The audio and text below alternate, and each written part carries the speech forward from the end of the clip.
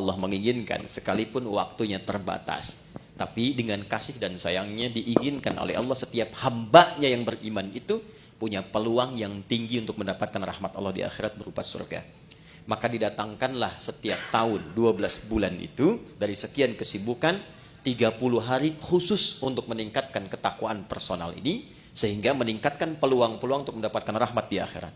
Lulus puasa, jadilah pribadi yang lebih baik dekat dengan Allah, bersikap mulia terhadap sesama, saat yang bersamaan mampu menata diri dari ujung kepala sampai ujung kaki menjadi pribadi yang lebih baik.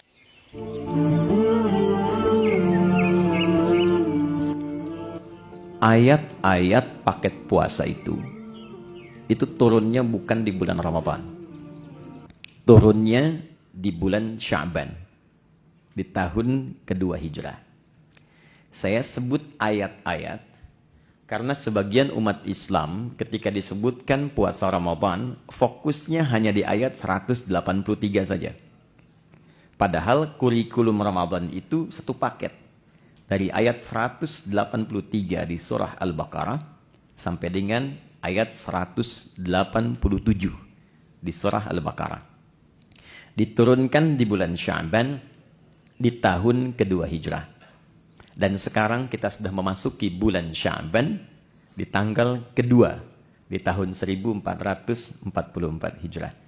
Jadi berkesesuaian kurikulum ini dibahas saat ini dan sesuai dengan petunjuk atau sunnah Nabi Sallallahu Alaihi Wasallam dari segi historis dan dari segi persiapan-persiapan spiritual. Pertama, kenapa turunnya bulan Sya'ban? Sebulan sebelum dilakukan. Secara singkat kata para ulama, agar Nabi SAW memiliki kelapangan waktu untuk menjelaskan semua yang terkait dengan baik itu keistimewaan ataupun juga teknis pelaksanaan Ramadan yang sempurna sehingga menghasilkan kualitas Ramadan yang diinginkan oleh Allah. Nanti kita akan bedah apa yang diinginkan oleh Allah lewat Ramadan itu.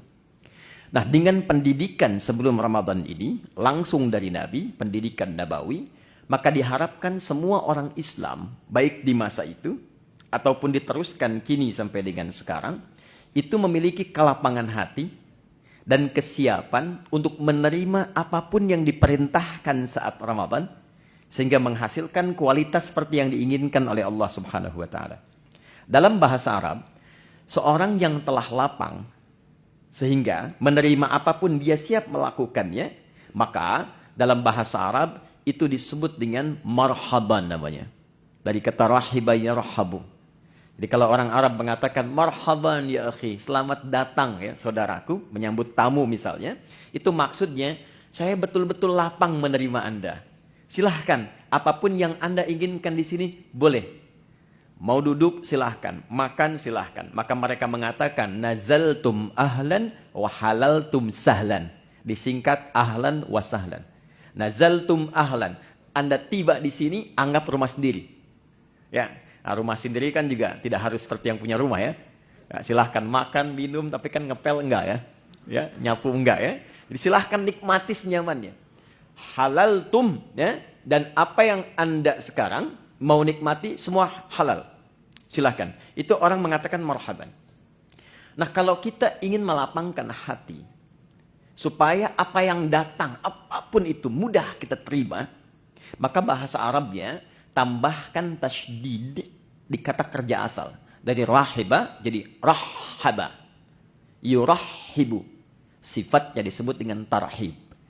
Maka dari sini, kenapa muncul istilah tarhib Ramadan? Tarhib itu asalnya usaha untuk melapangkan hati seluas-luasnya sehingga siap menerima dan menyambut apapun yang akan dihadapi kemudian. Jika tarhib ini dilekatkan dengan Ramadan, maka memberikan kesan upaya untuk melapangkan keadaan hati dan jiwa sehingga ketika Ramadan datang sebagai tamu istimewa itu, apapun yang diperintahkan siap untuk dilakukan. Itu gambarannya. Nah, sekarang apa materi tarhib Nabi Sallallahu Alaihi Wasallam? yang pernah beliau sampaikan kepada sahabatnya yang menjadi kurikulum untuk diwariskan, sehingga dengan warisan ini setidaknya mendekati kualitas para sahabat-sahabat ataupun tabi'in di era itu yang bisa kita capai di masa-masa yang berbeda. Yang pertama, saya cepat. Di sini ada ibu ya. Jadi saya sapanya Bapak Ibu kan. Baik, Bapak Ibu hadirin sekalian. Yang pertama, penting diketahui bahwa goal dari Ramadan itu ada 3. Jadi seseorang disebut berhasil melewati pendidikan Ramadan bila setidaknya dia bisa mendapatkan 3 goal yang diharapkan yang langsung Allah tuangkan dalam Al-Quran. Yang pertama, ada yang dinamakan dengan peningkatan ketakwaan personal. Itu yang ada di Al-Baqarah di ayat 183. Jadi, Ramadan desainnya dihadirkan oleh Allah ibadah selama sebulan. Nanti harapan pertamanya ditujukan supaya membentuk karakteristik setiap muslim itu yang memiliki ketakwaan personal yang tinggi. Dalilnya Quran surah kedua ayat 183. Ya ayyuhalladzina amanu kutiba alaikumussyam kama kutiba alal ladzina min qablikum la'allakum tattaqun. Nah, ketika menunjuk tattaqun itu menggunakan kata kerja kedua. Nanti saya bedah. Ya. Jadi supaya kalian kan ke kita. Jadi Allah mengkhitab kita secara personal. Aku siapkan puasa ini ya, dan dipanggilnya nanti untuk semua tanpa kecuali. Nanti saya detilkan. Tujuan dasar pokoknya supaya membentuk karakteristik ketakwaan personal bagi setiap individu muslim. 1. 2, saya cepat. Ramadan juga disiapkan oleh Allah untuk membentuk ketakwaan sosial. Jadi bukan sekedar secara pribadinya menjadi lebih baik, tapi ternyata kebaikan personal ini baru punya nilai optimal dalam pandangan Quran jika auranya sudah mampu ditebarkan ke lingkungannya. Karena itu puasa nggak biasa nanti desainnya. Ya, nanti akan melatih kita saat yang bersamaan untuk berinteraksi secara sosial dan mengoptimalkan semua karakter sosial kita. Sehingga goalnya akan terlihat bukan hanya dengan Allah yang punya hubungan baik. Jadi kalau dengan Allahnya baik, dengan manusianya tidak baik, belum sempurna Ramadannya. Dan yang ketiga, membentuk karakteristik manusia yang bersyukur kepada Allah Subhanahu wa taala.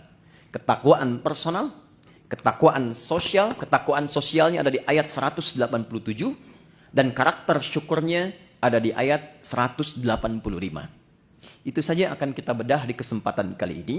Saya akan coba optimalkan di 45 menit ke depan, 15 menitnya kalau ada sekiranya yang Anda ingin sampaikan untuk kita diskusikan, kita bisa optimalkan di sisa waktu itu. Saya bisa menulis ya. Baik, kita mulai sebentar. Bismillahirrahmanirrahim. Pelan-pelan.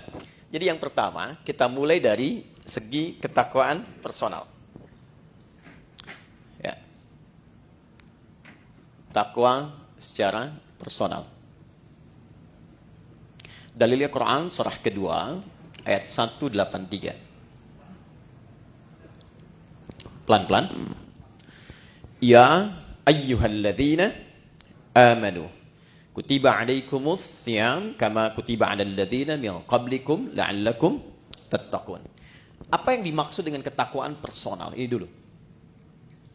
Bapak Ibu, teman-teman sekalian, bila terdapat kata takwa di dalam Al-Qur'an, itu setidaknya disebutkan derivasinya sebanyak 240 kali.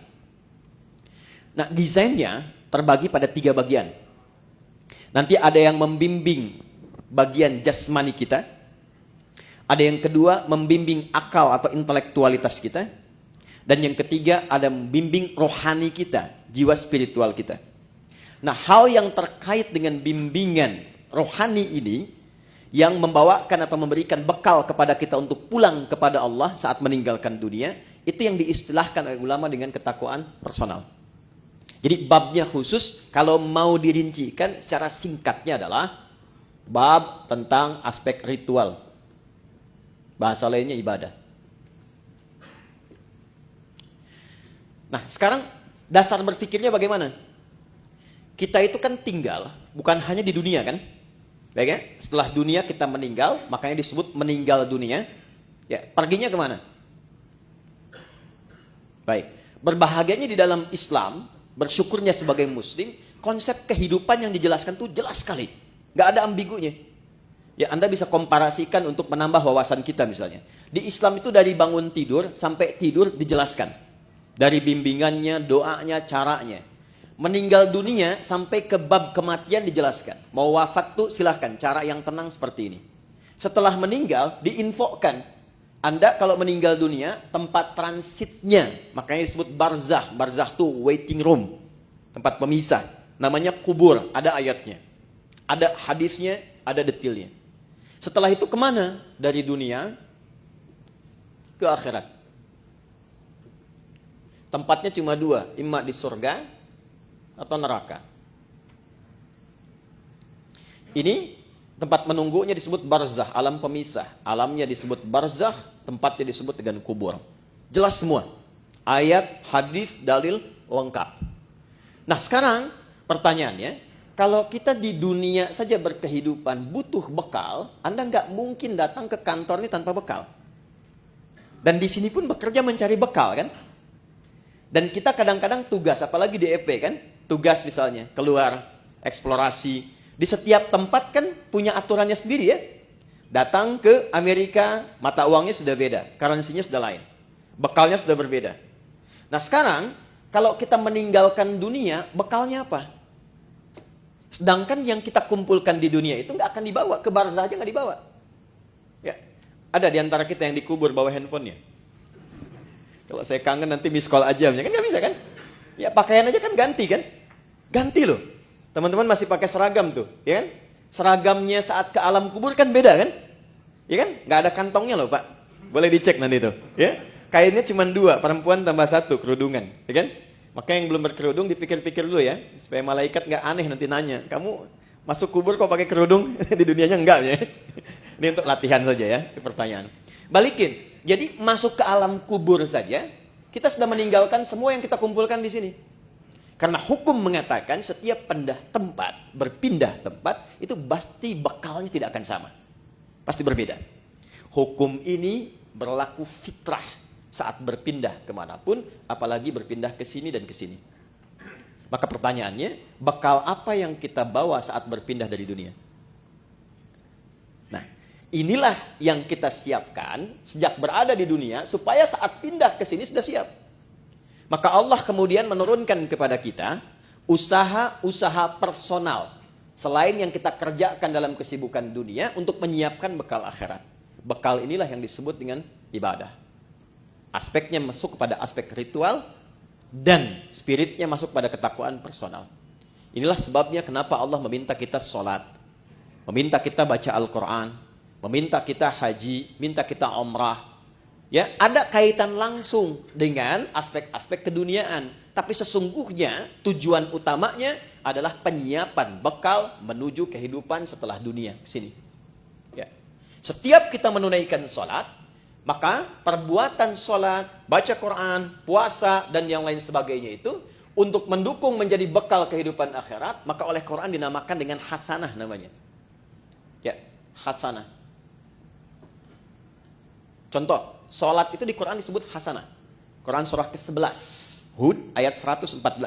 Aqimis sholata tarafain nahar wa zulatan minal lail innal hasanati yudhibnas sayyiat. Sholat yang kita kerjakan sehari 5 waktu itu, 17 rakaat, plus dengan tambahan sunnah yang lain, itu oleh Quran disebut hasanah. Nah, setiap kita mengerjakan perbuatan hasanah, maka konsep dasarnya akan melahirkan bekal, diberi nilai bekal untuk pulang ke akhirat.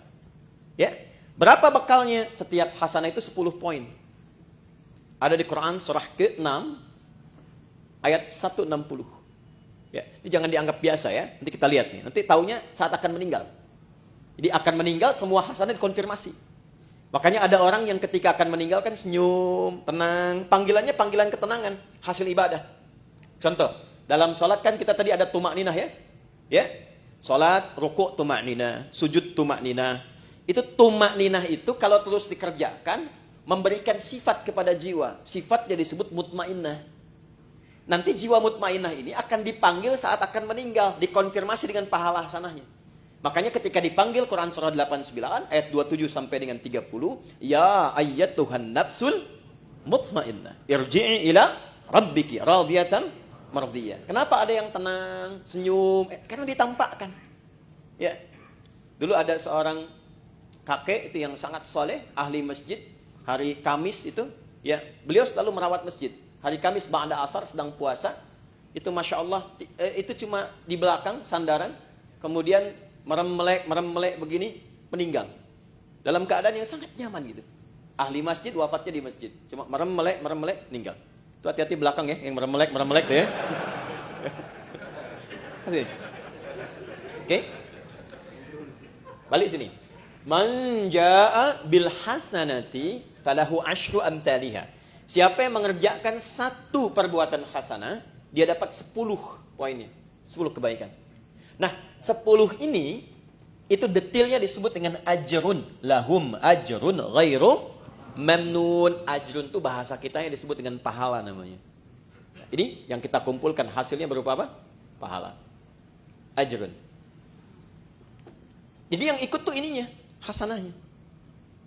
Dan 1, 2, ngitungnya bukan 1, 2, 3, 4, bukan begitu. Cara menghitungnya contoh di hadis Muslim, Anda baru masuk ke sini nih, tempat ibadah, mau sholat misalnya, itu baru datang sudah mendapatkan 25. Jarak 1 ke 2-nya 500 tahun. 2 ke 3-nya 500 tahun. Demikian seterusnya. Baca Quran setiap hurufnya itu 10 kebaikan. Ya. Nah, problemnya apa? Apa kaitan dengan pembahasan kita? Maaf sekali dengan bahasa ini. Setiap kita itu kan meyakini bahwa kita akan pulang. Akan meninggal. Ya kan? Gak ada satu pun, apalagi kita yang beriman, yang tidak meyakini bahwa satu saat kita akan meninggal. Ini kan sementara. Anda sesibuk apapun berada di sini, pasti hakul yakin bila tiba waktunya pasti pulang kan? Pasti meninggal kan? Tapi pertanyaannya, di antara sekian orang yang yakin akan meninggal ini, sudahkah dia menyiapkan bekal yang cukup untuk pulangnya? Coba perhatikan. Untuk yang sementara saja, yang kita tinggali saat ini, betapa luar biasa seriusnya. Kerjanya berangkat gelap, melewati banyak kemacetan, pulangnya gelap lagi. Ya kan? Serius kita kerjakan, tata kelolanya, aturannya dan sebagainya. Untuk mengumpulkan apa? Untuk mengumpulkan kenyamanan-kenyamanan dunia yang sifatnya sementara. Bila tiba waktunya, rumah yang sudah dikumpulkan jadi mewah itu, kendaraan yang luar biasa, pakaian yang bagus-bagus. Pada akhirnya ketika pulang, kan nggak bisa dibawa ke sini pun. Mau pindahan rumah cuma 2 kali 1. Sementara yang ada sekarang sudah dikumpulkan begitu besar. Karena memang bekalnya berbeda. Jadi konsep Quran itu, ingat, konsepnya itu sangat luar biasa. Hei, kamu mesti sukses dunia, akhirat pun bahagia juga. Makanya hasanah itu oleh Allah dibagi 2. Ada konsepsi dunia, ada akhirat. Ya. Quran surah kedua Al-Baqarah ayat 201. Wa minhum may yaqulu rabbana atina fid dunya hasanah wa fil akhirati hasanah. Jadi keseimbangan dalam Islam itu Allah nggak menginginkan kejar akhirat, dunia lupakan, tidak. Karena mencari akhirat itu tempatnya di dunia. Tapi jangan sampai juga terjadi, maaf, dunianya luar biasa, akhiratnya nestapa. Nanti kita akan temukan pengaruh-pengaruh ibadah ini, ada yang terkait dengan dunia, tapi pokoknya adalah akhirat. Ini gambaran pertama. Nah, kenapa puasa? Kenapa puasa? Karena dari sekian kita beraktivitas, sekian lama diberikan waktu berkehidupan, kadang-kadang kebanyakan manusia lupa dengan tujuan berkehidupannya, sehingga tidak siap untuk pulang. Contoh, kemarin di Pondok Indah saya sama-sama menghitung. Ini rata-rata usia berapa ya? Kita ambil 40 lah ya. Ya, entah ke atas atau ke bawah, 40 ya. Konsepnya begini aja, 40. Ya, 40 tahun itu kalau kita potong sedikit untuk tidurnya kira-kira berapa tahun? Akumulasi setengahnya lah ya. Dari mulai berkehidupan, tidur siang, tidur malam, kurangi 20 tahun. Jadi yang digunakan aktivitas 20 tahun. Oke. Dari 20 tahun ini yang dipakai ibadah berapa tahun? Kurangi kerja, makan, macam-macam. Ambil setengahnya ya. Jangan terlalu pesimis lah. Ambil 10 lah. Ini yang dipakai sholatnya, ibadahnya, macam-macam. Dari yang 10 tahun ini, yang ibadah, yang ikhlas berapa tahun? Kan konsep diterimanya kalau ikhlas kan? Wa ma umiru illa liya'budullaha mukhlishina lahuddin. Ambil 5 tahun lah ya. Jadi usia 40 tahun itu amalan potensial yang dibawa untuk pulang 5 tahun. Potensial. Ya kan? Dan ingat energi potensial kan ada kaitan dengan H juga kan? MGH kan? M dikali G kali H kan? Ya kan? Bukan cuma gravitasi dunia, tapi harus ada keseimbangan akhirat kan? Halo? Betul ya? Baru jadi kinetik kalau ada itu baru kan setengah M dikalikan V kuadrat kan? Tambah kedua jadi mekanik kan? Baik. Kita balik ke sini. Dari 5 tahun yang ikhlas nih, maksiatnya berapa tahun? Udah kebayang ya sekarang ya? Dan harapannya kan ke sini surga Firdaus kan? Bersama Nabi kan? Bekalnya mana? Itulah yang menjadikan sifat Rahman dan Rahimnya Allah diaktualisasikan kepada kita dalam wujud Ramadan itu. Allah menginginkan sekalipun waktunya terbatas, tapi dengan kasih dan sayangnya diinginkan oleh Allah setiap hambanya yang beriman itu punya peluang yang tinggi untuk mendapatkan rahmat Allah di akhirat berupa surga. Maka didatangkanlah setiap tahun 12 bulan itu dari sekian kesibukan 30 hari khusus untuk meningkatkan ketakwaan personal ini sehingga meningkatkan peluang-peluang untuk mendapatkan rahmat di akhirat. Kenapa wujudnya puasa? Karena puasa adalah desain satu-satunya yang menjadikan setiap manusia mudah meningkatkan amal soleh. Satu. Anda kalau tidak sedang puasa, jangankan sholat sunnah, maaf, sholat fardu pun kadang terlambat. Dan kesannya biasa. Nanti lihat saat puasa, jangankan sholat fardu, ketinggalan sunnah, gelisah. Lihat awal pertama Ramadan nanti, ya, para ibu bahkan sudah, maaf sekali, ya, sudah mulai memesan tempat, membuk tempat-tempat saf pertama dengan sajadah itu. Dan itu bukan ngejar sholat fardu, ngejar tarawih. Dan tarawih sunnah kan? Ya kan? Anda keluar dari sini, ada yang minta, belum tentu diberi. Tapi saat puasa, yang tak kelihatan mata itu ditanya. Berapa fakirnya, berapa miskinnya, berapa yatimnya. Kumpulkan. Jadi puasa itu dahsyatnya apalagi Ramadan, bisa membuat seseorang itu mengakumulasikan semua potensi ibadah yang bisa dilakukan. Orang yang nggak pernah ke masjid, itu Ramadan bisa saf pertama. Tapi saya tidak katakan setiap yang saf pertama nggak pernah ke masjid ya. Tapi bisa datang itu. Itu luar biasa. Ya, Quran yang nggak pernah jarang ngaji itu bisa tadarus. Itulah dahsyatnya Ramadan. Satu. Yang kedua, ketika seseorang sudah mulai mendapati Ramadan, apalagi dia serius dia bekerjakan itu, maka potensi-potensi maksiat yang mengikis kebaikan-kebaikan itu bisa dijaga, bahkan ditekan dan dihilangkan saat Ramadan. Seorang yang pemarah sekalipun, itu bisa libur marahnya, Pak. Ada pemarah jam 5:30 dicaci maki. 30 menit lagi buka. Jam 6 buka, 5:30 caci maki. Dia nggak balas. Dia diam aja. Istrinya heran, dia tanya, kok nggak balas, Pak? Ntar habis maghrib. Bisa tahan. Ya. Karena konsepnya demikian. Minimal dia takut batal puasanya. Dia melatih dirinya dari sejak awal. Korupsi bisa libur tuh. Ya. Sogok menyogok bisa libur. Takut batal. Ya. Itu konsep dasar pertama. Kenapa dimunculkan puasa? Karena panggilannya ketakwaan personal, di bagian pertama. Jadi secara singkat begini, di balik kesibukan dunia yang kita kerjakan, sekali-kali Allah minta kita sadar, hei ingat kamu akan pulang. Kalau memang belum bisa mendapatkan yang optimalkan Ramadan. Karena itulah saya cepat langsung ke ayatnya. Ini kalau waktunya panjang, saya bisa detilkan dari setiap huruf Quran. Contoh, waktunya panjang, cuma kesempatannya ini. Yuk, masuk ke Al-Baqarah 183. Saya ambil contoh singkat saja. Ya ayyuhalladzina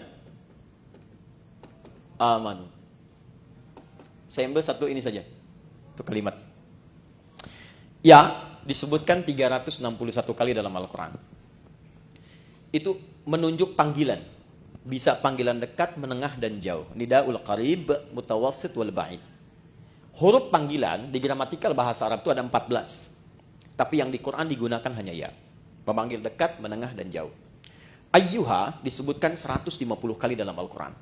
Ayyunya berfungsi menguatkan pesan, haknya mengingatkan. Alladzina disebutkan sebanyak 1080 kali dalam Al-Quran. Panggilan mencakup semua tanpa kecuali. Laki-laki, perempuan, besar, kecil, dan semua status keduniaannya. Perhatikan baik-baik. Betapa satu huruf ini kesannya luar biasa. khusus untuk Ramadan. Panggilannya dibuka dengan ya ayyuhalladzina amanu, seakan-akan Allah ingin memberikan pesan yang kuat. Hei semua hambaku, laki-laki, perempuan, besar, kecil, yang merasa beriman. Terlepas dari tingkat keimanan kalian beda-beda. Ada yang imannya kuat, sehingga merasa dekat dengan Allah. Konfirmasi iman kuat itu begini. Kita kalau ingin ukur iman kita kuat atau lemah, ya, nanti ukurannya di Quran surah ke-8. Ayat yang kedua contohnya. Innamal mu'minuna alladzina idza dzukirallahu wajilat qulubuhum. Insan beriman yang sejati itu ukurannya kalau dipanggil disebutkan nama Allah, itu ada getaran di hatinya, mengonfirmasi. Karena itu diperdengarkan nama Allah setiap hari 5 kali, setiap pergantian waktu di telinga kita. Telinga itu bahasa Arabnya udun. Jamaknya disebut adzan. Maka diperdengarkan dalam adzan lafaz Allah, Allahu akbar, Allahu akbar. Nah, teman-teman merasakan nggak waktu ada panggilan itu di hati itu ada getaran kan? Allahu akbar, Allahu akbar, ada getaran kan? Nah, itu konfirmasi iman. Kalau kemudian itu direspon dan sadar saat dipanggil, misal subuh 4.35 dipanggil, Anda masih tidur. Allahu akbar, Allahu akbar, Anda langsung bangun, ya Allah sudah adzan, wudu, siap-siap sholat. Nah, ini menunjukkan iman Anda standar. Masih charter tuh. Standar. Ya, Anda jam kerja jam 7 di sini, masuk jam 7, standar kan? Ya kan? Tapi yang hebat tuh begini, dipanggil 4.35, jam setengah 4 dia sudah bangun. Ada yang begitu. Ya, itu isyarat misal di Quran surah ke-4 ayat 103. Innas salata kanat 'alal mu'minina kitaban mauquta. Insan beriman itu tahu waktu salat karena tahu dia siap-siap sebelum dipanggil. Itu yang hebat. Nah, maka orang-orang yang standar itu yang menengah jaraknya. Ya, hei yang menengah, yang kalau dipanggil baru datang. Ya, atau yang merasa imannya kuat. Sebelum dipanggil sudah siap-siap. Ada yang lemah, dipanggil 4.35, dia baru bangun 5.34. Itu pun belum ingat sholat. Ya. Tapi dahsyatnya, dalam Ramadan, di hari pertama dipanggil, Allah tidak melihat semua tingkat keimanan itu. Allah panggil semua dengan satu huruf yang sama. Seakan-akan mengatakan begini, aku tidak peduli betapa tingkat iman kalian. Maka di detik ini, aku panggil semua tanpa kecuali. Yang lemah aku kuatkan, yang menengah aku dekatkan, yang dekat pun aku tambahkan kekuatan kembali. Itulah yang menjadikan semua kita, tanpa peduli karakteristik imannya, parameter tingkat rendah dan tingginya. Coba lihat, bukti ayat ini. Di awal Ramadan, semua semangat. Lihat nanti, hari pertama Ramadan. Ya, kita insya Allah tanggal berapa nanti? Tanggal 1 Ramadan, ya, 1 Ramadan. Yang kemungkinan Masehinya nanti saya sampaikan belakangan saja, ya, belakangan saja. Tapi insya Allah sama 1 Ramadan.